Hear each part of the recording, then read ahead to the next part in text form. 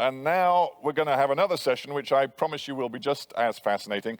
This one has the broad brush title of, or question of, how can we act better, making the case for improving biodiversity, soil health, and water resilience? So we're looking at biodiversity, we're focusing on soil health and water issues. Now, I've got 5 people who I'm going to call up to join us on the stage, 2 of whom are going to make keynote presentations, 1 of whom can then not stay for the panel discussion afterwards. I'll explain it all as we go along. So in no particular order, I'm just going to ask to join me up here on the stage Commissioner Virginijus Sinkevičius, who is Commissioner for the Environment here in Brussels. Commissioner, welcome. Let's save the applause. Hang on. Don't be too generous with your applause. I'm going to introduce them all, and then you can give them a rousing round of applause. Commissioner, why don't you sit at the end, just for now. So save your applause till I've introduced them all to you. Tasso Azevedo, who is the coordinator of the MAP Biomass Project. He is a forester. He's the former chief of the Brazilian Forest Service. Welcome to you, Tasso.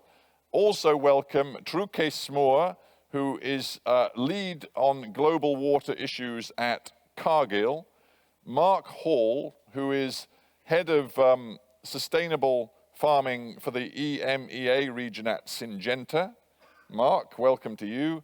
And Andrea Eriksson, who is global director for water security and deputy managing director for food and water systems at the Nature Conservancy. Andrea, welcome to you. Now, ladies and gentlemen, please give them a riotous round of applause.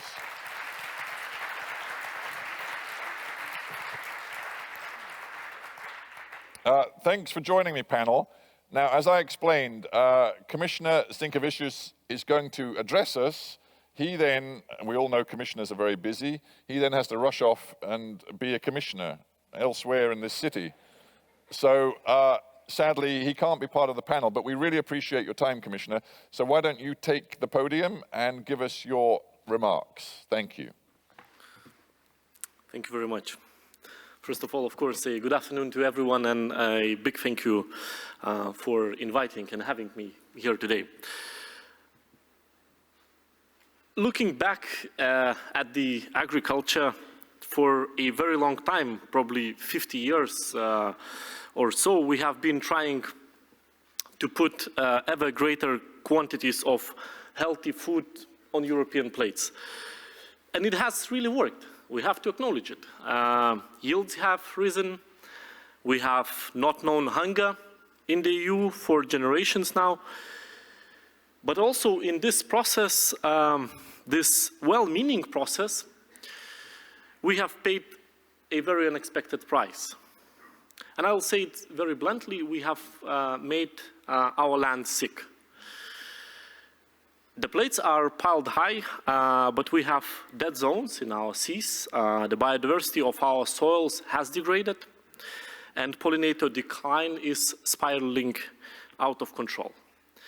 And I think we are all here because we all know that this is true, even if to some differing degrees in different areas.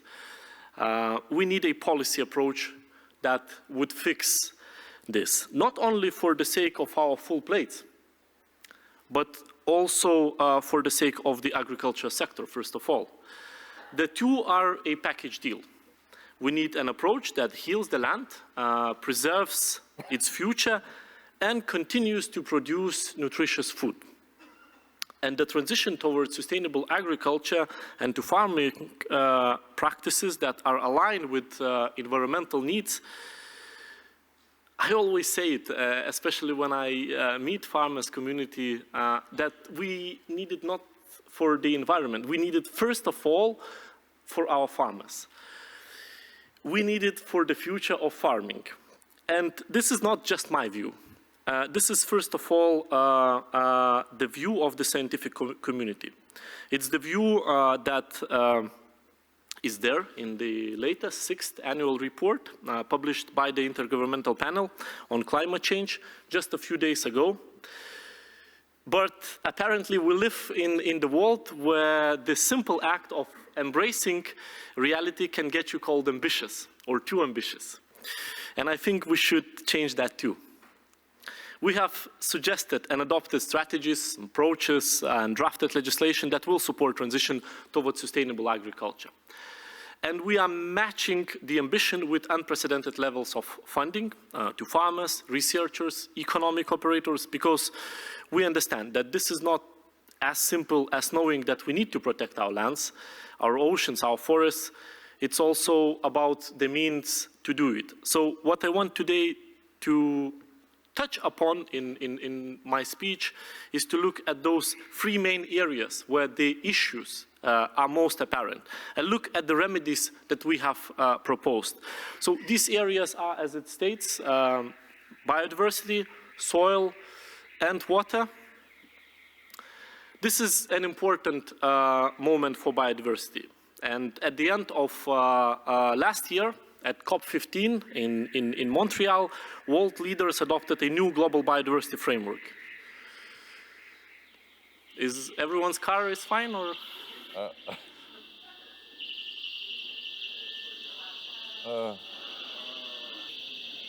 Well,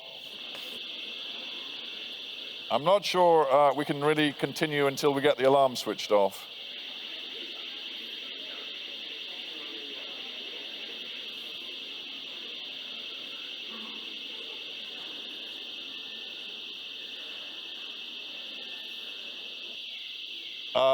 Ladies and gentlemen, just stay seated. Let's just see if we can restore some calm and get the alarm switched off if that is possible.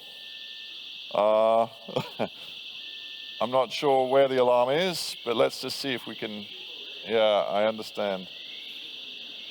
Well, I promised you an interesting afternoon, and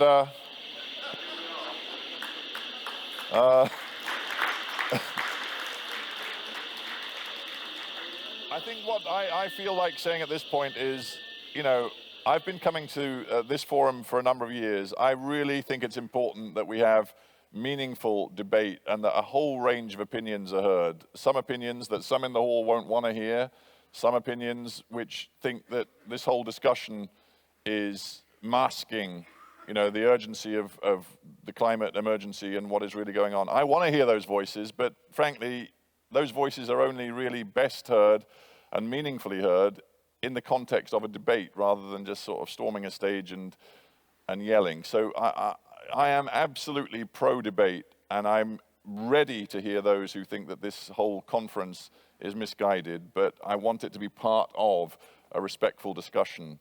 So I hope, you know, for the course of the next couple of hours, we can maintain that fundamental principle. So let's see.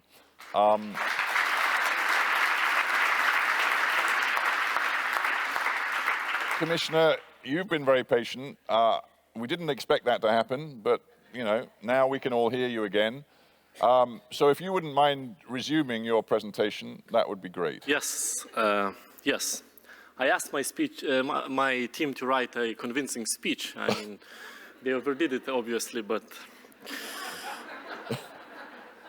So let me get back to that convincing speech. So, three areas: biodiversity, soil, and water. And this is an important moment for biodiversity, as at the end of last year, COP15, world leaders in Canada, in Montreal, adopted a new global biodiversity framework. And it was a genuinely impressive result. At the global level, we now have an ambitious and robust agenda to tackle the immense challenge of biodiversity loss. We all know what's at stake. Healthy, resilient, and sustainable ecosystems are the best insurance policy for our food security, quality of life, sustainable development, and social fairness. We all know that climate change and biodiversity loss are the major existential threats, with impacts that are potentially irreversible. Farmers and foresters in Europe and globally, they are the first ones to witness it. The first ones to feel it, and that's why we have our biodiversity strategy. It's a very clear roadmap We need to protect and restore nature, and of course ensure that it's future-proof. We are moving swiftly with its implementation. Many EU funding instruments provide an increased range of biodiversity support measures, and member states have taken up these opportunities in their programming.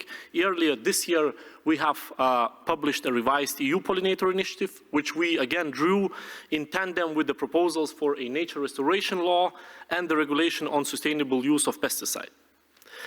The nature restoration law, which I'm sure many of you sitting here knows very well, is quite literally what follows the prescriptions of our best and brightest scientific community.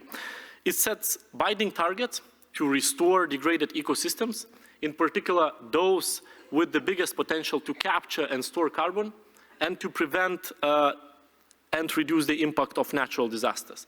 It's what we need to do to hold and reverse biodiversity loss before 2030. And 2030 is just here, just around the corner. To take one example, drained peatlands, they make up only 3% of the utilized agriculture area. But in that degraded state, they are responsible for more than 25% of the greenhouse gas emissions from the EU's agriculture sector. So 1/4, and that's immense. We also understand the very real need for financial support. So farmers need to be supported for the ecosystem services that they provide to the whole of society. So it's perfectly possible for member states to do it through the new common agricultural policy, to reward farmers, to implement restoration measures, and not just cap. Restoration can be also funded through regional cohesion funds, Horizon Europe, of course, the LIFE.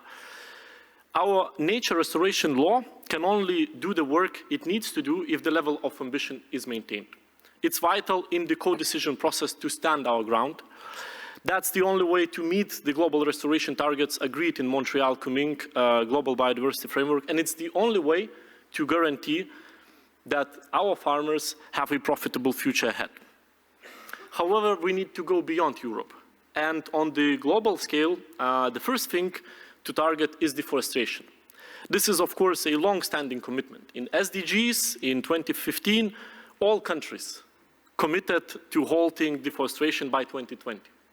At COP26 in Glasgow 2 years ago, again, similar commitment was made with the new timeline of 2030.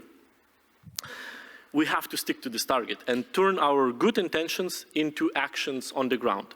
In December, EU reached a very important political agreement on the EU deforestation regulation. We expect that this new law to enter into application at the end of 2024, and the effect should bring genuine change. We are talking about a significant contribution to tackling deforestation and forest degradation worldwide, lessening the impacts of biodiversity loss and climate change. And we have encouraged all our international partners to take similar steps and bring in legally binding requirements that address deforestation. My argument was very simple. When I go to Brazil or Colombia or other parts of the world and I talk about deforestation as an issue, I cannot be a contributor to that issue. And I know with the consumption here in Europe, we are partly contributors. So with this legislation, we finally take a responsibility. We have a rapidly closing window of opportunity to address climate and biodiversity crisis and secure a livable future for humanity. And if we want to use that window, we need radical changes and innovative solutions that give more space to nature. We need all parts of society, all sectors of the economy, all levels of governance on board to enable a green transition. And the second area, which of course I want to talk about, is soil. According to the latest data, between 60 and 70% of EU soils are not in a healthy state. And all the evidence points to further degradation. Degradation that isn't just ongoing, but it's actually getting worse. And the implications are very serious. We are talking about risks to human health, the environment, the economy, and the society at large. And we are talking about negative impacts on food security, less capacity for mitigating climate change, and damage to our water and air. And when soils degrade, first of all, farmers, they lose income. And their land is less resilient to shocks. It means less food, less biomass, for the bioeconomy, damage to the growth, and resilience of forests. Soil degradation in EU costs more than 50 billion euros per year. 50 billion. The cost of not acting on that degradation is 6 times higher than the cost of action. And the economic implications are even more significant. In terms of lower fertility, comprised food security, and a general lowering of nutritional value and product quality. And with healthy soils, we will be less vulnerable to climate change when soils have a high capacity for water retention, floods are less serious, and droughts are less destructive. I don't need to talk additionally to droughts. I think now, every time you put on the news, you see this issue popping out in different parts of Europe. Parts of Europe which a few years ago, 7, 10 years ago, would think that this is an issue which is distant away from them. Now it's the reality on the ground. Of course, I'm happy to say that the soil health law soon will be tabled. It will ensure that sustainable use of soil becomes a norm, and I can't think of a better audience than the one here today to give it support that it truly needs. After biodiversity and soil, I'll finish with some thoughts on water. More than 70% of all the freshwater withdrawals on this planet are destined for agriculture. All around the globe, the demand for water continues to grow, tracking the rising population, urbanization, changing diets and economic growth. One central challenge of the years ahead will be ensuring integrated, sustainable management of water and balancing the water needs of people, nature, and the economy. Here in Europe, we already feel the strain. About 20% of European territory and 30% of Europeans are now affected by water stress. For farmers, energy production, and even for some households, access to water is becoming a cause for concern. And I think the least what we want is that clean water and clean air would be a luxury for the European. Drought means harvest losses, river navigation, and a standstill on the Rhone and Rhine, historically low levels in reservoirs, and reduced hydropower production. And Europe is likely facing the worst drought of the last 500 years. Last week, a report from Valor Aqua Observatory suggested 18% of Italy's GDP could now be threatened by the drought. 18% of Italy's GDP. And this underlines the need to ensure that our water use is as efficient as possible. We need to make our water management climate resilient. We need integrated water management and all the heavy users on board, not just farming and food, but industry, including major digital actors, energy, and transport. Water efficiency programs reduce operating costs. They improve quality, protect aquatic ecosystems and drinking water resources, and mitigate the impacts of drought. More efficiency means a more circular approach. It means more water reuse wherever is possible, and we have a choice to make, and our choice is clear. A few months from now, the water reuse regulation will start to apply all across Europe.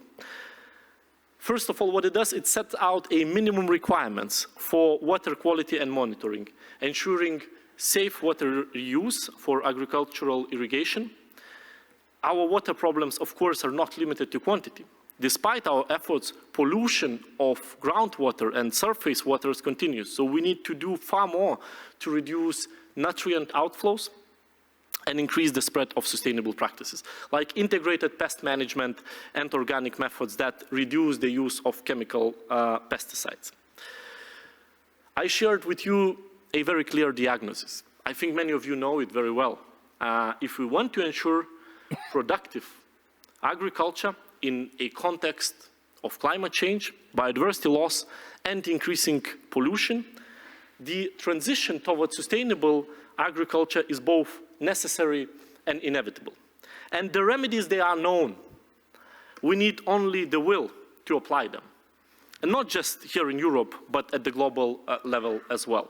I'll stop here. I'll leave you with an excellent panel to discuss it, but it was my pleasure to address you today. Thank you very much. Thank you.